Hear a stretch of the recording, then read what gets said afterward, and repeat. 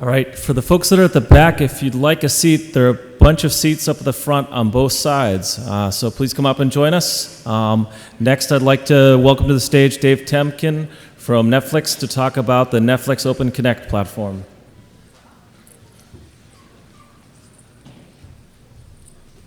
Thanks, Sean.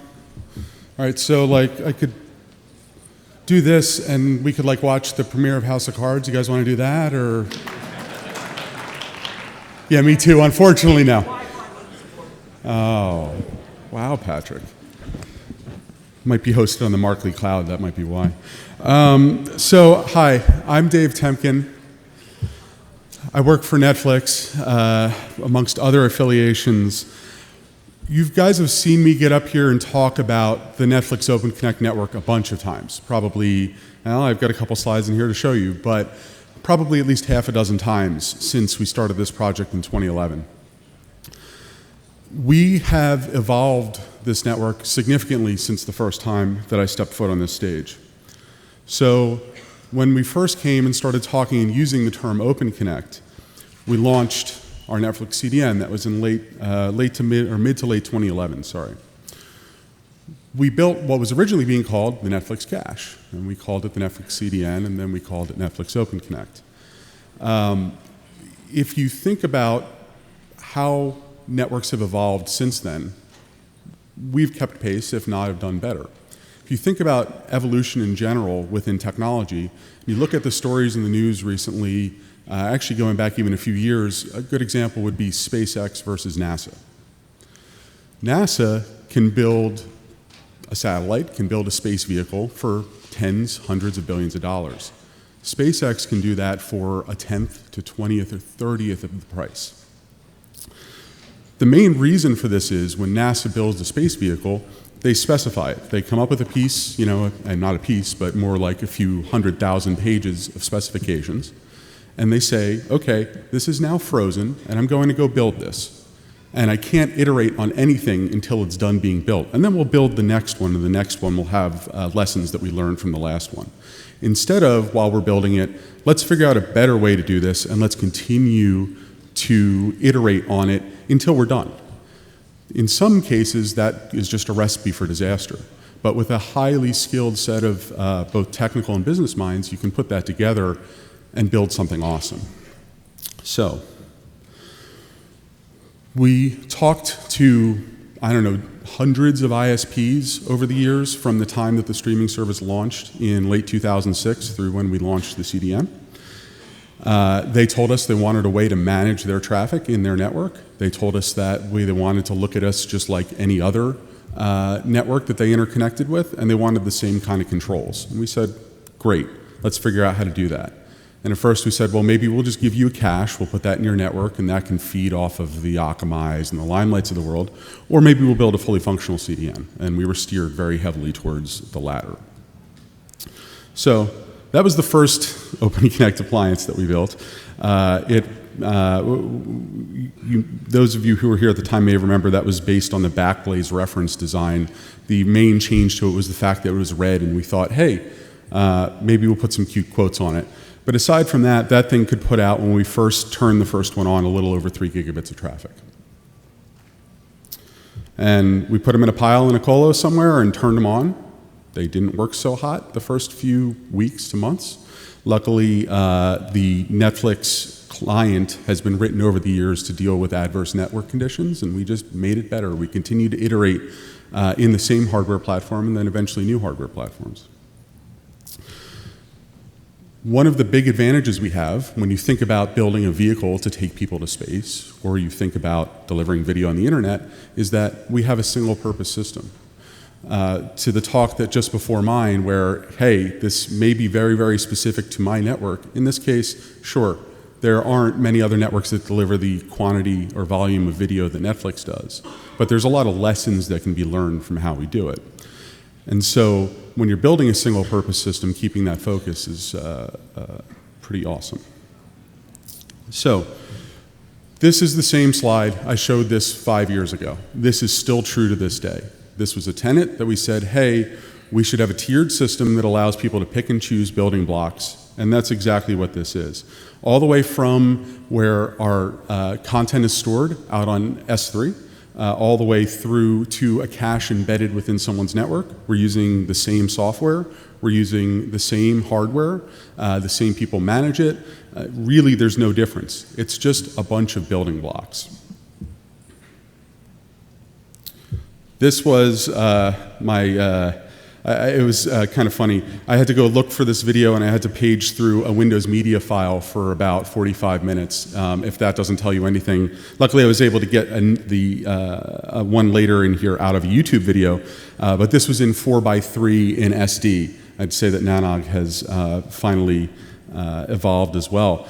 But when you look at what we were able to do then, which was pretty darn good, we didn't talk about the throughput that came out of the box because, frankly, we were kind of embarrassed that it could only do, I think at the time when I delivered this talk, about 7 gigabits.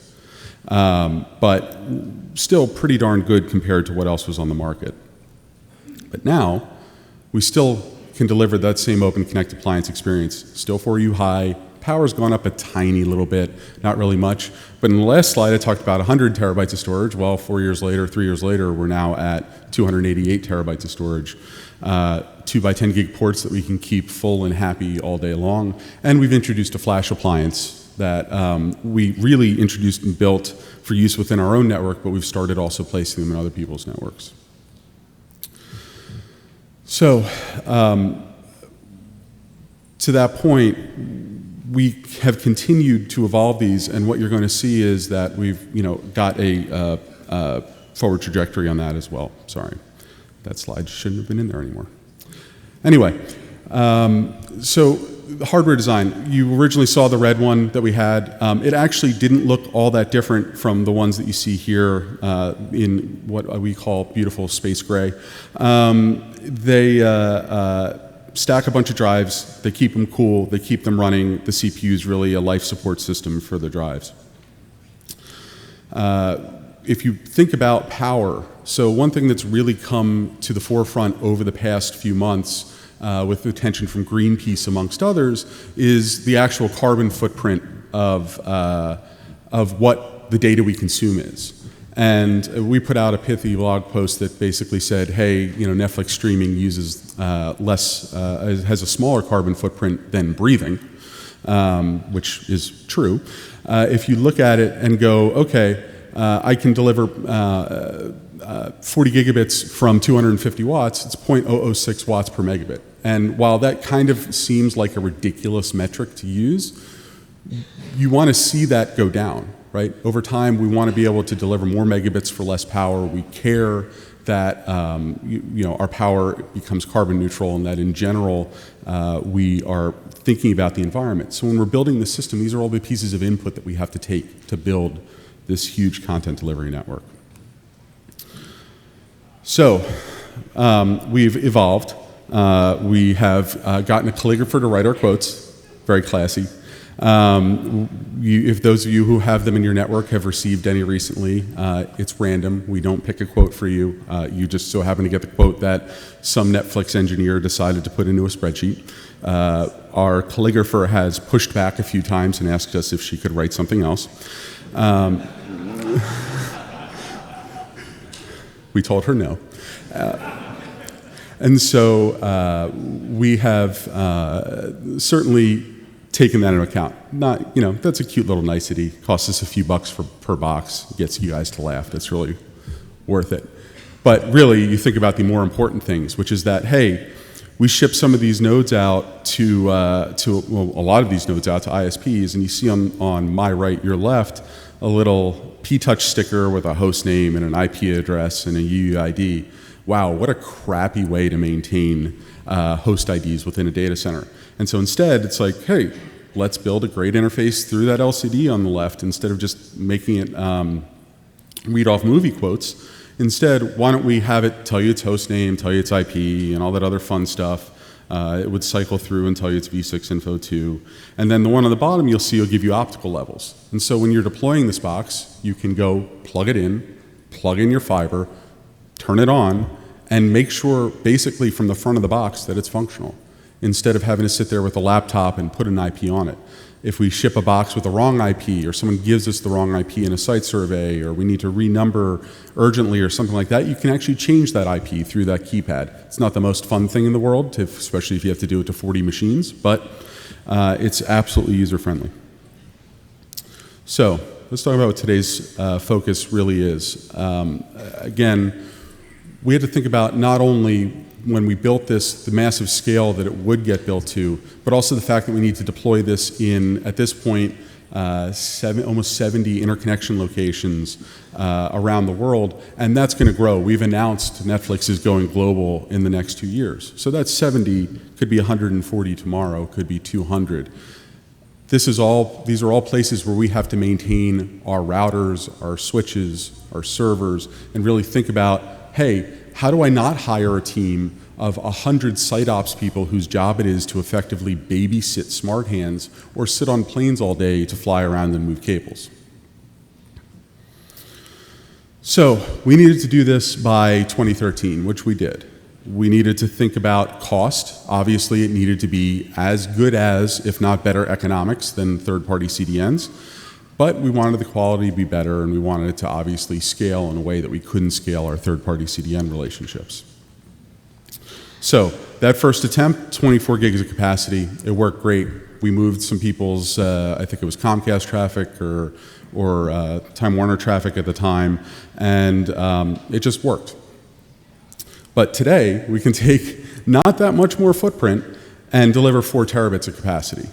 And so we'll talk about in a second what that really looks like, but we can also take a much smaller version of that and deploy that potentially in a much more collapsed area and consume 35 kW of power to deliver basically 2.5 terabits of traffic.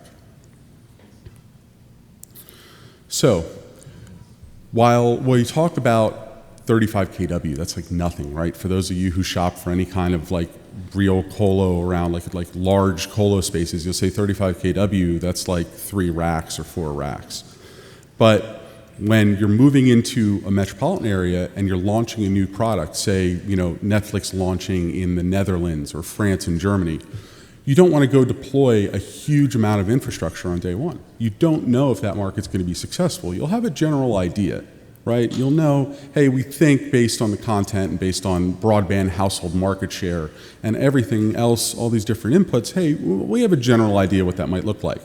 But you don't want to overinvest in that day one, right? People look at these financials, investors care about them. Every dime we don't spend on infrastructure goes into content.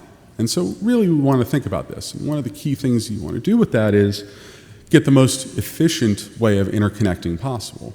And so if you think about it, yeah, I could go and buy cheap data center out in the suburbs somewhere of Chicago. I could go to Oak Brook or something like that. Or I can go into 350 Cermak and get to 100% of the networks that I need to interconnect with. And so what do? Do I find 35 kW of power at a higher price in Cermak than I could in Oak Brook? Absolutely. And what that means, though, is that that site in Cermak may be old. It may only be able to really do 75, maybe 100 watts per square foot when we're talking about densities of 250 watts per square foot. Maybe it's full, even worse. And so what do? We either we make sure that we're incredibly power efficient so that within that footprint that we can get, we can offer a great service. And then if not, maybe we look for the second most popular and buy some optical between the 2 locations, which I'll talk about in a second. So if you think about what you can cram into a rack, we think about that legacy metric of watts per square foot, which people don't really talk about anymore. People more or less talk about kW per rack footprint. Really, we end up power limited nowadays. You end up with, okay, I can put a full rack of flash delivery, and we have those flash servers that can put out 40 gigabits per second, but then I need a 10 kW rack. And a 10 kW rack in one of those legacy sites means that I may have to then put 2 empty racks next to it just to balance out the cooling in order to actually use my space. And it's horribly inefficient. So by focusing on the power consumption, we can get into places that we may have not otherwise been able to. So another thing when talking about deployments is if we're going to go into hundreds of locations around the world, we don't want to take for granted that we can get the same cable plant in every location we go into, right? So if we assume that a contractor in Brazil is going to give us the same result as a contractor in San Jose, we'd be really, really wrong. And so when we talk about what we deploy, we want to be able to put an entire POP in a box or on a few pallets, really, and have it arrive there ready to assemble. It's basically like Legos. We send, a couple contractors out, a sheet that shows the configuration, and that's it. If we didn't do that, we wouldn't be able to deploy nearly as rapidly as we could. We can deploy that data center that I showed a few slides ago in a day or two. In most cases, if you were doing that with field cabling, you'd be talking about a week or two, or even a month. And because you're not doing it in a repeatable manner, you're talking about potential field delays that cost everyone money. You have contractors out there that are charging you by the hour or by the day. You have data center space that you're now paying for that's not active, that you're losing money on every day. And unfortunately, we talk about here that what we do deploy from a cabling perspective, we're still pretty focused on 10 gig, and I think a lot of people in the room are. We've got a lot of 40, and we're deploying 100 as quickly as we can, but it's really still cost prohibitive beyond interconnect. We're also seeing that 100 gig to the host is just not quite there yet. If you look at that in a legacy world of looming cables and having that field terminated, that would be days. Someone would actually quote you days to do that. In this case, it's hours. And it's because it's all done and designed before it gets to the site and the cable bundles are done and manufactured. Those bundles, we actually had custom made for us. So they're custom made by a company, actually locally, they're in Fremont, California.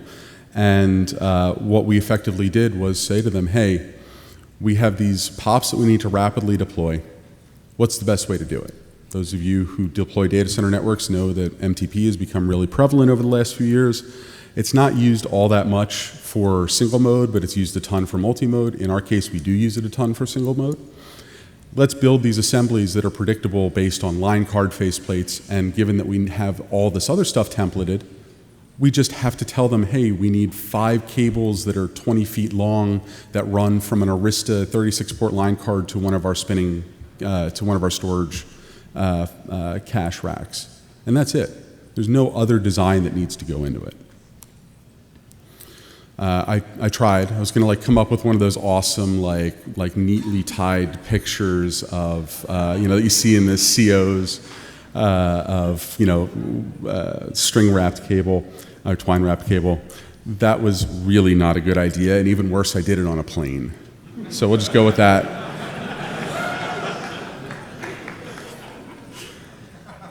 So, moving on, trying to scrub the images out of my head. We need to get that data out of that data center, right? We've got these great caches, they can serve lots of bits. How do we interconnect with people? As I said, 100 gig is still prohibitive. We still see most large ISPs, even the most reputable ones. Actually, I would say the funniest thing to some extent is that at the very edge of the scale from an ISP perspective, the biggest guys don't want to do 100 gig because they're using these big, expensive platforms. And those of you might remember my panel from 2 years ago, Help My Router is really big and expensive. They're using those big, expensive platforms. 100 gig is just too expensive. When you can get 2 by 100 gig in the same slot that you can get 36 by 10 gig, the math makes a whole lot of sense to just put in 36 by 10 gig, even when you're paying for cross connects. Because guess what? When that 6 by 100 gig and that 12 by 100 gig and that 36 by 100 gig line card comes out, you're going to want to buy that, and it's not going to use the optics that you bought already, which was the bigger cost. And so why would I go and deploy a bunch of that in the interim unless I absolutely have to? And we have, where we have had to, but it's not our default choice. So, I'm not going to name the name of the vendor. It's a vendor that uses DMARC racks, and has a lot of red and blue in it.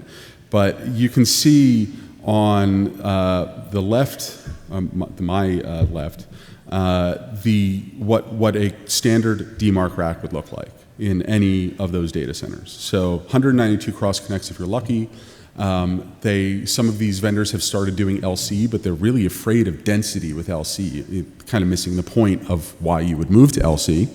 And so maybe you're lucky to get that to 384, but that's about it. Now, if you go with what we have on the right, which can be deployed in a matter of an hour or two, you can get 1,440 cross connects per rack, or 28 or 29 terabits basically, if you did 100 gig. And if you really think about that from a complexity standpoint, yeah, you've got a lot more stuff in a much more dense area, but is that really something that when you're deploying and delivering a ton of content that gets moved around often? No. You deliver a bunch of cross connects, they sit there for a bunch of years, accruing dust on the outside of the jacket, and then at some point they get disconnected, moved, replaced, whatever. But it's not really a daily occurrence. You absolutely are adding on a daily basis, but you're not removing and moving.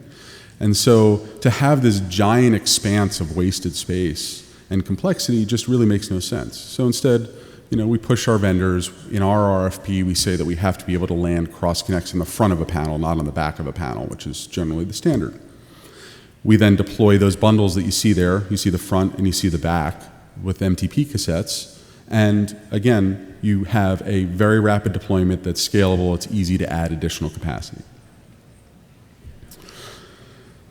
The real benefit here is, aside from being able to ship a built colo effectively, a built cluster to a site with all of the cabling and everything you need to turn it on day one, it then means that we don't have colo vendors touching our equipment. We don't have anyone going and touching the front panel of our router, pulling out the wrong cross connect, the wrong line card. We landed in panels that they know how to look at. We don't expect them to understand Juniper or Cisco or Arista slot numbering. It means we don't need like the remote shock collar that Raz suggested a few years ago. And in general, from a stability perspective, tends to keep us pretty darn happy. And what that also allows us to do is know exactly how a colo is laid out anywhere it is in the world. Because it's predictable, we have a database that stores all this information as far as what's plugged into where, and it means that I don't need to have a diagram for every site. We actually have, and I'll get to them in a couple slides, 3 or 4 diagrams that represent different configurations across those 70 sites. And that's it. Because everything else is just where are things plugged in. So a quick brief for those who are unfamiliar with MTP. Basically, you can see the inside of a cassette there. You can see the outside of a cable. Don't look into the laser with your remaining eye.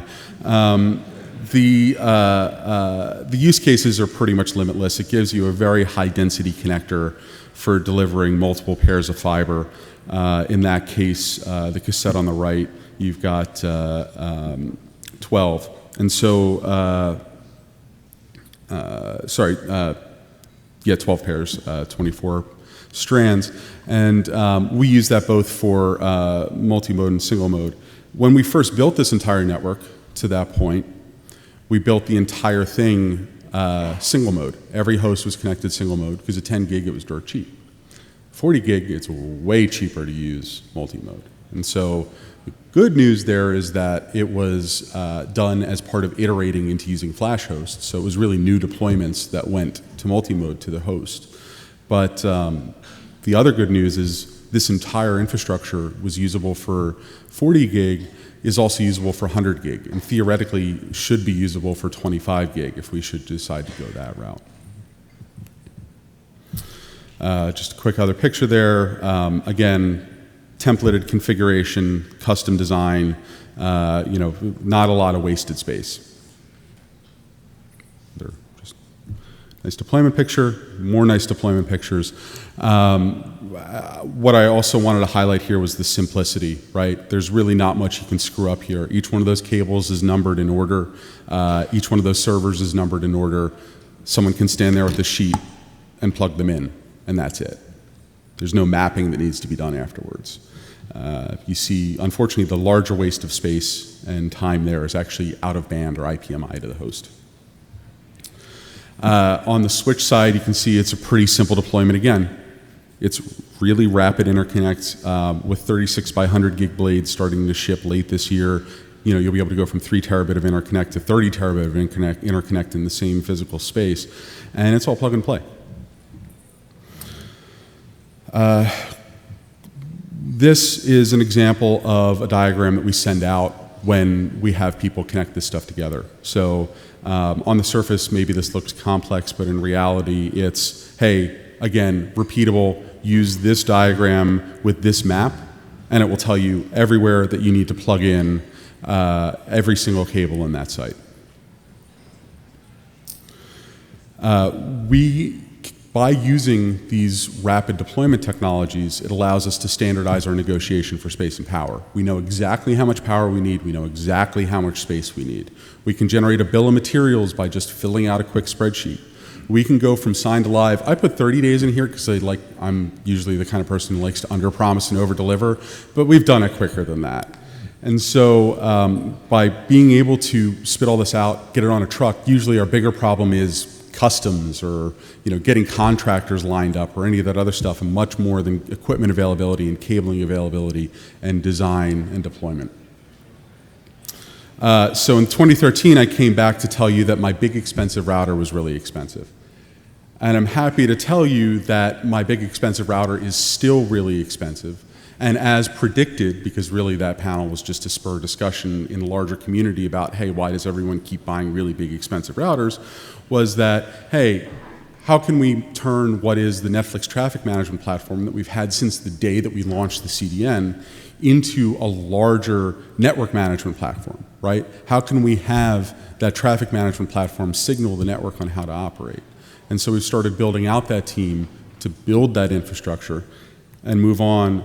And ideally, that's what I'm left with. That's all I need. I don't need some big, ASR. I don't need an MX. I don't need an Alcalu.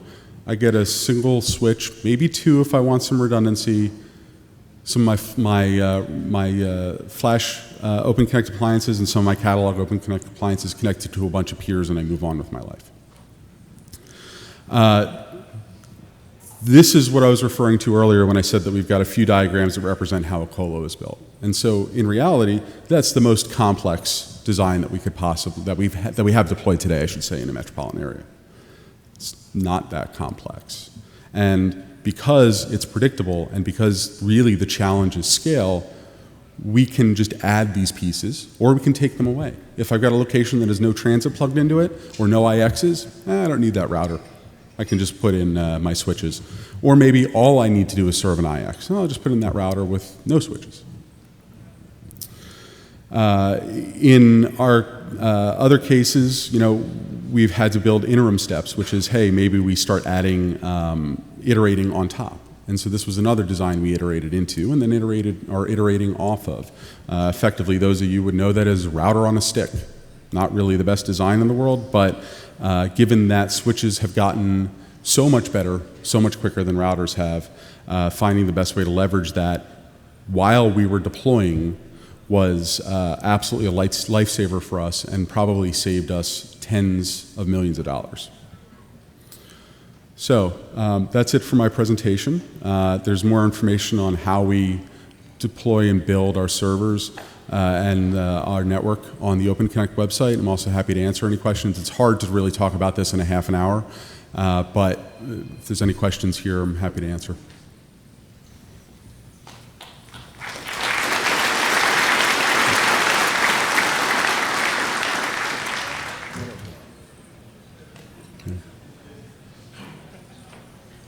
Hey, Phil. Hi, Phil Rosenthal from IS Prime. So, very good presentation. Only a minor question. When you're deploying in your large peering setups where you're having a lot of equipment, or I guess actually really anywhere, do you run into issues with standardization of racks? Meaning, like, do you have problems with your equipment fitting in particular racks, or just shipping your own cabinets in places? We do ship our own cabinets. We don't ship them fully assembled. Those who have done the fully loaded cabinet on a truck know that your success rate of that cabinet getting there with all of your servers intact is alarmingly low. And so we do ship all the servers separately. We do ship our own racks. We've actually standardized on APC racks that we can get anywhere in the world at this point. We had an issue just this past week where we normally use a 44U rack. They got to the site and the site was wrong on the height of the ceiling, and they called us and said you can only fit a 42U in. Luckily, all of our designs are around 42U, and that extra 2U is usually just gravy. But yeah, absolutely, that's been a problem. We haven't really had anywhere it's been worse than that, but sure. Hi, Chris Woodfield on Twitter. Just a quick clarification, because you may have said this and I didn't hear it. Did you say that the original hardware design was based on the black backblaze reference design? Yes. Okay. Yeah, it was the way back, I think 2010, they had this big box with 36 drives in it that was like write, it's basically write mostly, read never is really the way their design works. We flipped that around to get really efficient in reading and pretty good at writing.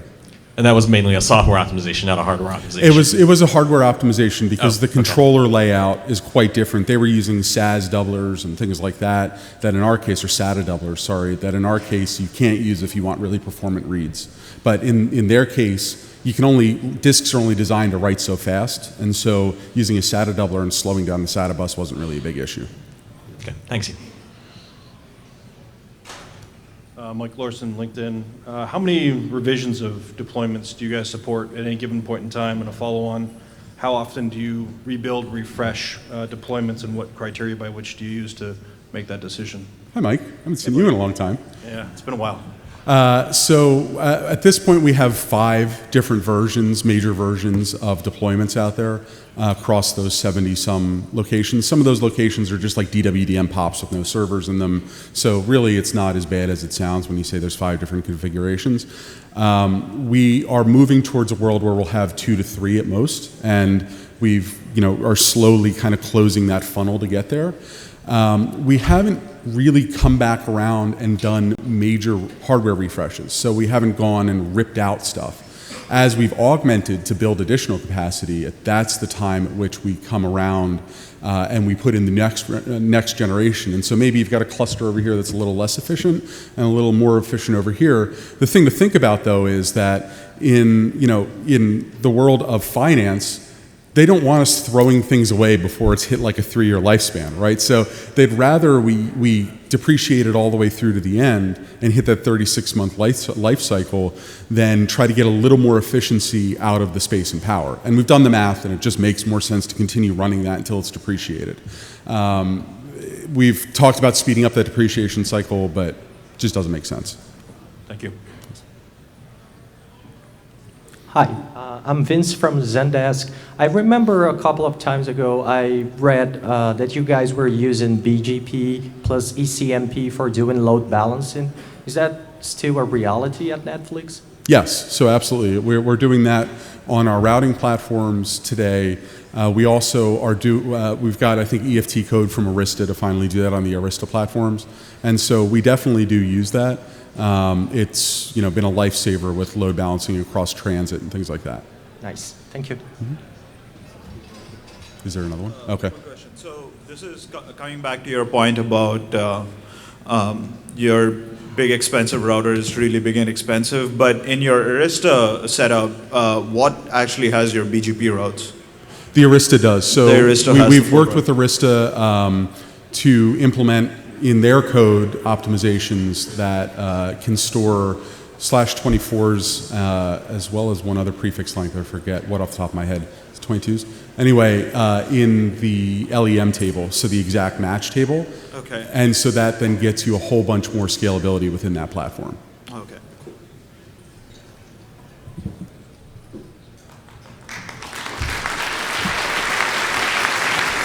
All right. Thank you, everyone. We're going to have to go to break. We have a break until 3 o'clock. If you do have any additional questions for Dave, you might want to just catch him and ask him directly. He's speeding up. I do want to thank our break sponsors, which are Comcast, Myriad Supply, and XXL. And next, we're going into tracks. So just to orient you to which tracks are in which rooms, The research and education track will be in this room. The data center track will be in the Colonial Room, and the Aaron Public Policy Consultation in the Tower Salon A. So enjoy your break, and we'll see you back shortly.